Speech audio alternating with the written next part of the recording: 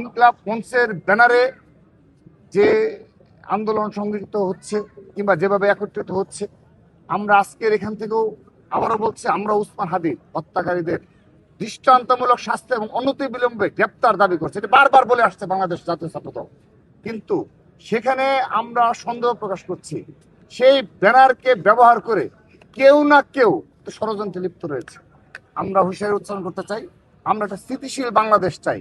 দেশনেত্রী বেগম খালেদা জিয়াকে আমরা হারিয়েছি, তিনি সব সময় একটি স্থিতিশীল বাংলাদেশ গড়ার জন্য তিনি তার জীবনের পুরোটা সময় ব্যয় করেছেন। এখনো যদি আমরা ষড়যন্ত্র করি কিংবা যারা ষড়যন্ত্র করে কিংবা এই বাংলাদেশকে অস্থিতিশীল দেখতে চায়, ব্যর্থ রাষ্ট্রে পরিণত করতে চায়, তাদেরকে যদি আমরা এখানে উস্কানি দেওয়ার জন্য আমরা যদি তাদেরকে আশ্রয় দিই, খুব দুঃখজনক বিষয়। আমরা বাংলাদেশ জাতীয় ছাত্রদলের পক্ষ থেকে সকল ষড়যন্ত্রকে নস্যাৎ করব এবং সকল বাংলাদেশ পন্থীকে শক্তিকে আহ্বান জানাবো, চলুন আমরা দেশ নেত্রী বেগম খালেদা জিয়ার আদর্শ অনুপ্রাণিত হয়ে বাংলাদেশ গড়ার ক্ষেত্রে নিরলসভাবে ভূমিকা রাখি এবং বাংলাদেশ যেন স্থিতিশীল থাকে, বাংলাদেশের সকল শিক্ষা প্রতিষ্ঠান যেন স্থিতিশীল থাকে, কোনো মব যেন এই বাংলাদেশ আর কখনো কেউ করতে না পারে, সেজন্য আমরা এক এবং ঐক্যবদ্ধ হই।